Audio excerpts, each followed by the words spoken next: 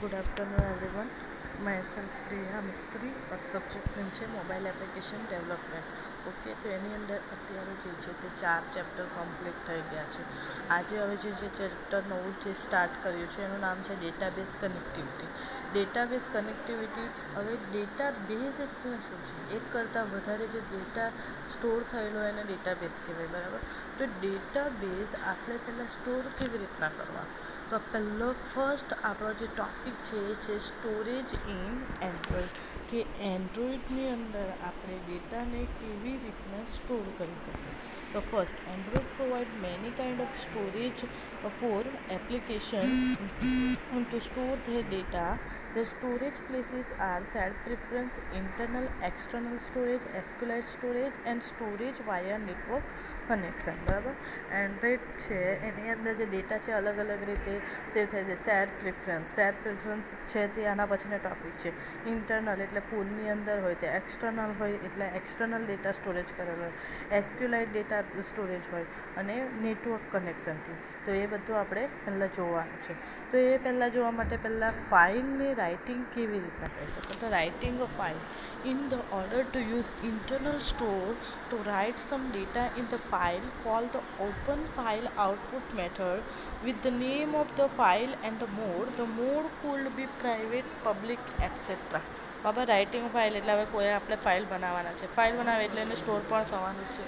તો એ ફાઇલ બનાવવાના છે તો એ ફાઇલ બનાવવા માટે પહેલાં એને શું કરાયું છે, આપણું જે ફાઇલ છે એ file and mode the public અને પ્રાઇવેટ, એટલે કોઈ પબ્લિક રાખવી હોય ફાઇલ તો એ પબ્લિક પણ રાખી શકે છે અને પ્રાઇવેટ રાખવી હોય તો એ પ્રાઇવેટ પણ બનાવી શકે છે. તો એ ફાઇલ પહેલાં બનાવે કેવી રીતના? File output stream F out is equal to open file output file name here mode world readable. શું કહે છે? આપણું ફાઇલ નેમ હિયર લખ્યું તો ફાઇલનું નામ લખી દેવાનું અને મોડ વર્લ્ડ રીડેબલ એટલે આપણું જે મોડ છે એ ફાઇલ કેવી રીતના પબ્લિક અને પ્રાઇવેટ બે રીતના હશે કે રીડિંગ અને રાઇટિંગ પર. ફક્ત એને કયો મોડ આપેલો છે? રીડેબલ, એટલે આપણે ફાઇલને ખાલી એને રીડ જ કરી શકીએ, બરાબર? ત્યાર પછી the method of open file output return an instance of file output stream. So you receive it in the object of file input stream. After that you can call write method to write data on the file. Its syntax is given below. બરાબર, આપણે open file output છે. હવે file બનાવવા આપણે એને read કરવી હોય, right કરવી હોય તો ફાઇલ ઓપન તો કરવી પડે ને. તો એના માટે ફાઇલ ઓપન ફાઇલ આઉટપુટ માટેની જે એક સિન્ટેક્સ છે, ડેટા રાઇટ કેવી રીતના કરવાનું.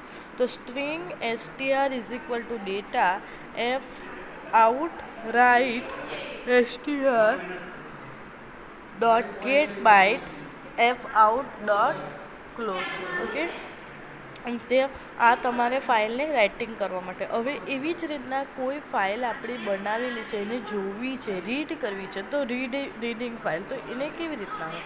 તો in order to read from the file you just created call the open file input method. When the name of the file it return an instance of file input streams.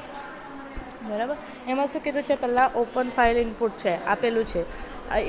એ માટે એક આપણે file reading file કેવી રીતના કરાવો? File read કરાવો એટલે શું થયું? એક રીતે આપણી ફાઇલ ઓપન જ થાય છે. તો file input stream F in is equal to open file input file. After that you can call read method to read one character at a time, and then you can print its syntax below. બરાબર, આપણે read મેથડનો use કરવાના છે, બરાબર, અને એની અંદર જે character છે એ કેવી રીતના આવે એ જોવાના છે.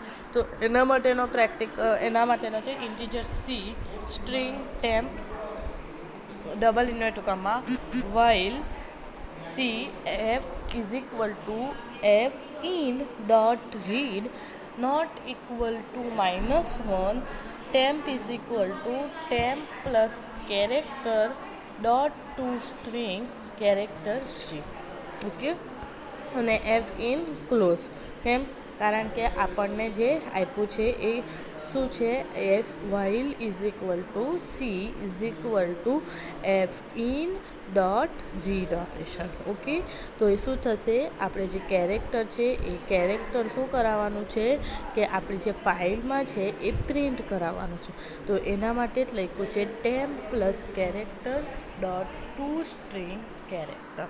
Apart from the method of write and close, there are other method provided by the file output stream class. હવે આપણી જે અલગ અલગ બીજી પણ મેથડ છે, આમાં તો એ મેથડ માટે શું કામ યુઝ થાય અને કઈ આવશે એ જોવાનું છે. તો first is file output stream. Okay, તો ફાઇલ આઉટપુટ સ્ટ્રીમની અંદર શું આવશે, પહેલાં ફાઇલ અને ફાઇલનું નેમ બુલિયન અપેન્ડ. એટલે this method construct a new file output stream that write to file. હવે આપણે ફાઇલને રાઇટ કરવી હોય એના માટે ગેટ ચેનલ. તો this method return a write only file channels that share its position with this stream. Get ચેનલનો શા માટે થાય છે, આપણી ફાઇલની રાઇટ કરાવવા માટે. ખાલી એની અંદર શું આવશે, રાઇટ ઓપ્શન. ત્યાર પછી ગેટ એફડી. એફડી મેથડ એટલે ફાઇલ ડિસ્ક્રિપ્ટર. તો એ મેથડ શું કરે, અંડરલાઇન ફાઇલ ડિસ્ક્રિપ્ટર. અને write byte buffer, integer byte offset, integer byte count. તો એની અંદર શું આવશે, this method writes count byte from the byte array buffer starting at position offset to this stream. Okay, ત્યાર પછી apart from the method of read and close, they are other method provide by the file input stream class for better reading file. This method is listed below. હવે આપણે જે file તો બનાવી તો દીધી, પણ એ ફાઇલને કેવી રીતના જોવાનું, કેવી રીતના યુઝ કરવાનો, તો પહેલી જ મેથડ છે આપણી અવેલેબલ મેથડ. તો અવેલેબલ મેથડ શાના માટે યુઝ થશે, this method return an estimates number of bytes that can be read or skipped without blocking for more input. શું કહે, આપણી જે ફાઇલ અવેલેબલ છે કે નહીં એ આપણને દેખાશે કે કેટલી ફાઇલ છે અવેલેબલ છે, સ્કીપ છે, બ્લોક છે, બરાબર. અને ત્યાર પછી ગેટ ચેનલ. તો this method return a read only file channel that share its position with this stream.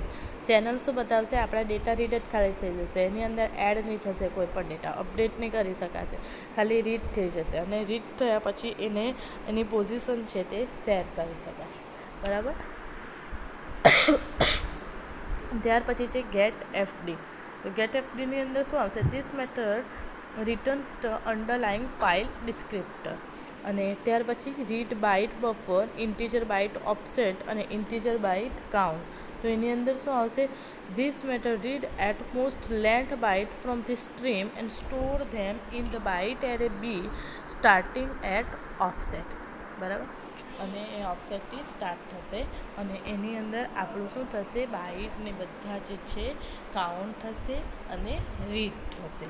ત્યાર પછી એક એક્ઝામ્પલ આપ્યું છે કે here an example demonstrate the use of internal storage to store and read file. It create a basic storage application that allow you to read and write from internal storage.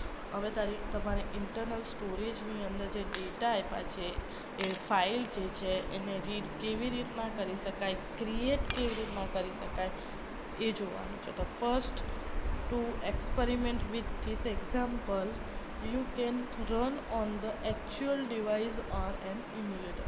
એ શું કે પહેલાં તમે આ વસ્તુ કરવા પહેલાં એકવાર તમે તમારી એપ્લિકેશન પહેલાં એમ્યુલેટર જે છે એ પરફોર્મ કરી દો. તો એની અંદર શું લખ્યું છે, સ્ટેપ્સ 1. તો સ્ટેપ્સ 1ની અંદર શું છે, you will use Android Studio IDE to create an Android application under a package. શું કે આપણું પહેલાં એન્ડ્રોઈડ આઈડીએ ચાલુ કરો, એ પણ આઈડીએ જે ચાલુ કરો છો એ આપણું સામાન કરવાનું પેકેજની અંદર, જે પેકેજ નીચે આપ્યું છે com.example.sainamkrishna.my-application એ નામનું એક આપણું જે છે એ આપણી આઈડીએ હશે. ત્યાર પછી modify source main activity Java file to add necessary code, બરાબર. હવે આપણે કોડની અંદર મોડિફાઈ કરવું હોય, પછી જે નેસેસરી કોડ હોય એને આપણે જે જાવા ફાઇલ આપેલી છે એમાં કોડને કોઈ એડજસ્ટ કરવું હોય તો એ કરી શકે.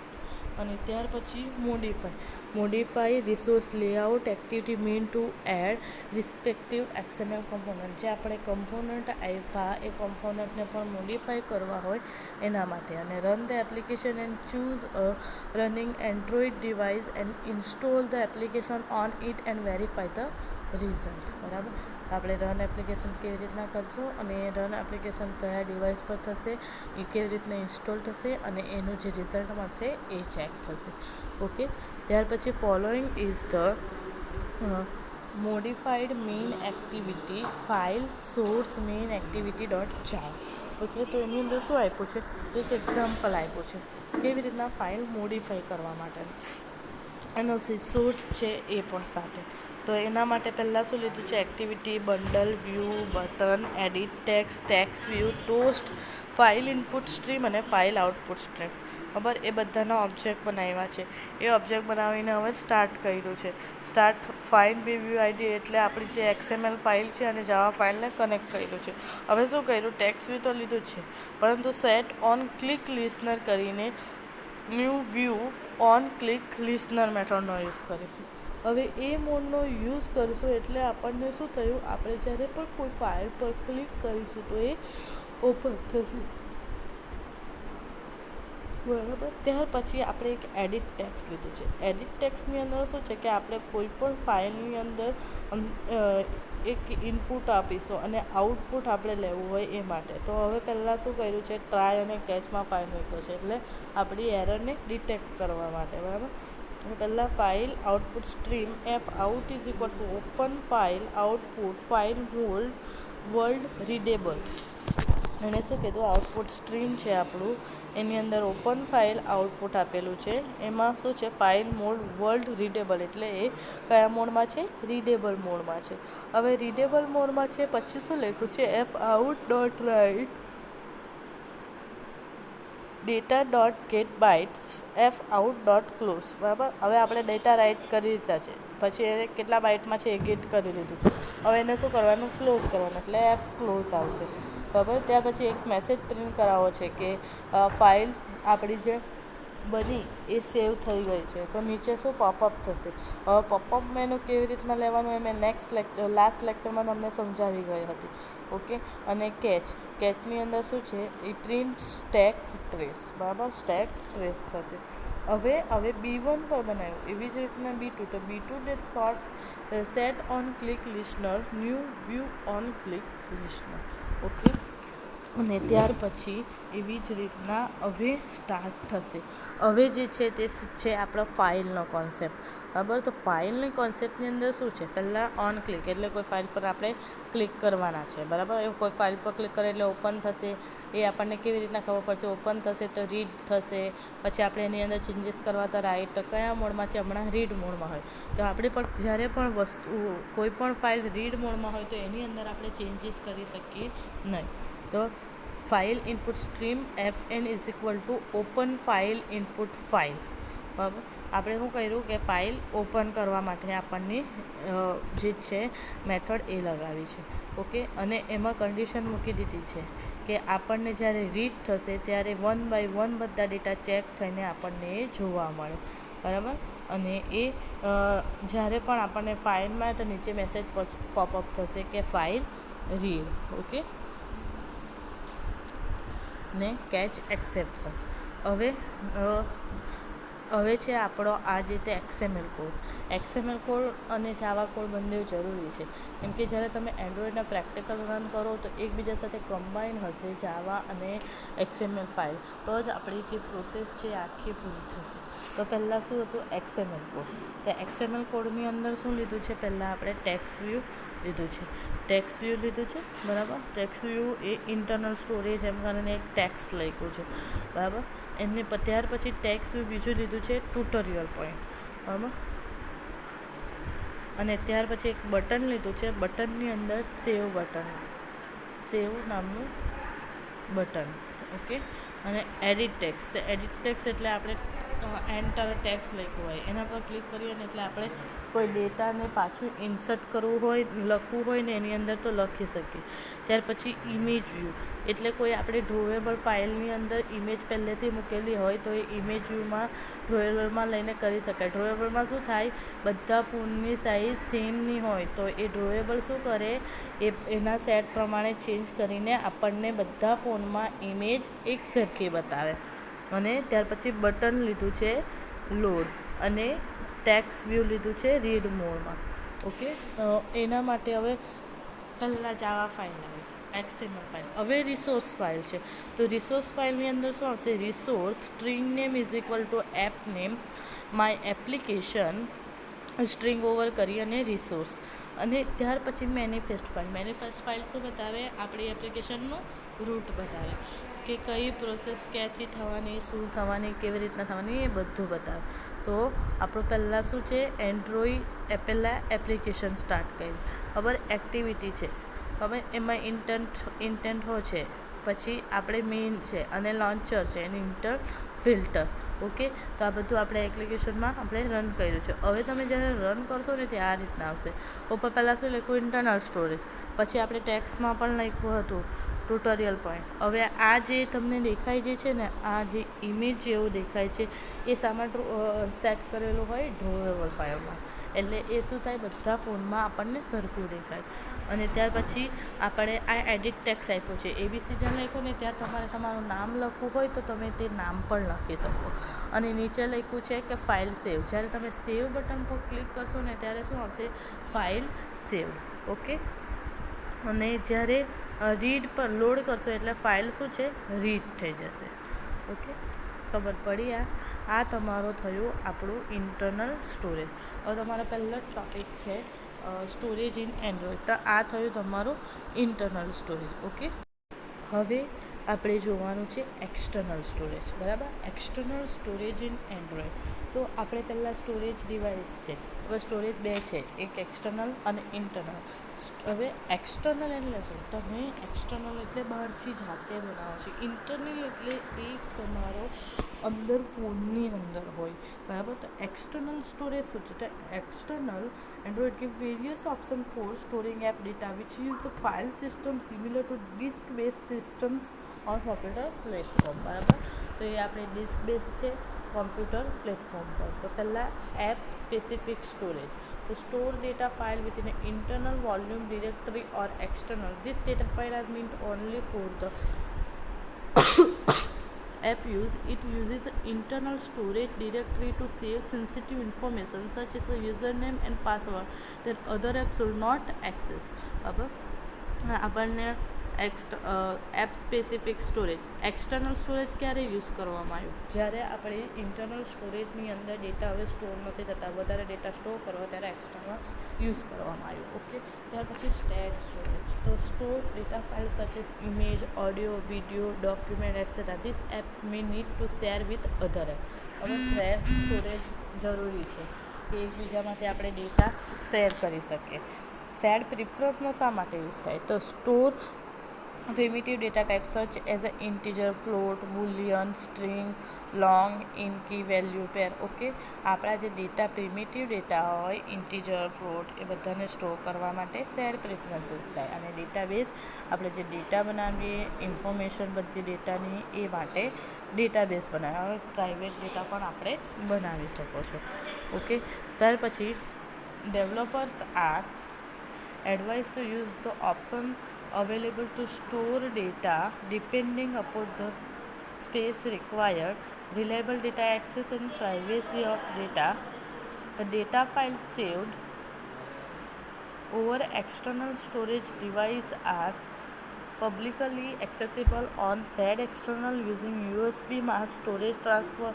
Data file stored over external storage using file output stream object and can be read using a file input object. ખબર, આપણે હવે સોલ્વ કરવો હોય તો આપણને સ્પેસ રિક્વાયર જોઈએ, ડેટા ઇઝીલી મળી જવા જોઈએ.